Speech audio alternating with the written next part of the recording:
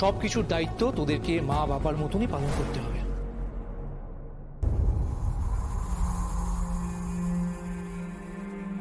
দেখ, এই 4 জন বাচ্চা। না না না, এক মিনিট শোন শোন, আমি আমি আমি একটা কথা বলছি। 15 দিনের জন্য অন্যের বাচ্চার মা বাবা হওয়ার শখ আমাদের নেই। তুই না করে দে, প্লিজ না করে দে। দাদা, আমি খুব ঠান্ডা মাথায় প্র্যাকটিক্যালি তোমাকে একটা কথা বলছি। তুমি যেটা বলছো সেটা আমার পক্ষে বা আদির পক্ষে কারোর পক্ষে করা সম্ভব নয়, না আমাদের দুজনের পক্ষে। আমাদের না এখন সেই মনের অবস্থা নেই। আমরা যে কাজটা করছিলাম আমরা সেটাই করি। আমরা বরং উমাকেই মন দিয়ে খুঁজি, প্লিজ।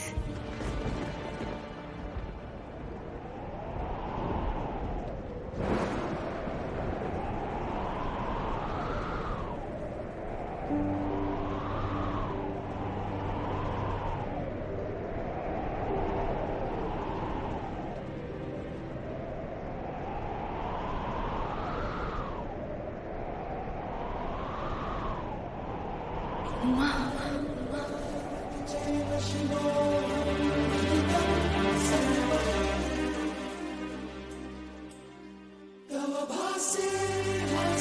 আনন্দী, এটা এটা আমাদের উমা না, এটা এটা উর্মি। দেখো দেখো, লেখা আছে উর্মি।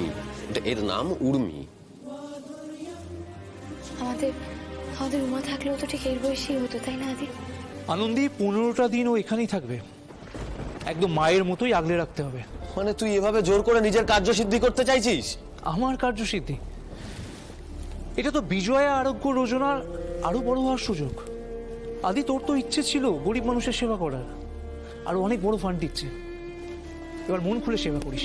আমি প্রথমেই বুঝেছিলাম নিশ্চয়ই তোর কোনো স্বার্থ আছে। তুই স্বার্থ ছাড়া এই বিজয় আরোগ্য যোজনার উন্নতির স্বার্থে নিজেকে তো ইনভলভ করবি না।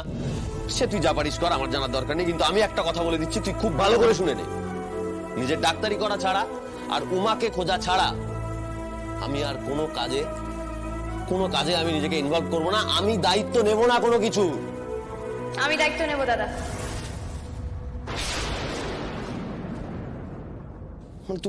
আনন্দী, তুমি কেন এইসব ঝামেলায় জড়াচ্ছ? তোমাকে তো ডাক্তারিটা করতে হবে। পরশু বিজয় আরোগ্য যোজনার 20 বছর পূর্তি উপলক্ষে একটা অনুষ্ঠানের আয়োজন করা হয়েছে। ওরা ওই দিনই আসবে, আর ওই দিনই ওদের ওয়েলকাম করা হবে। পরশু?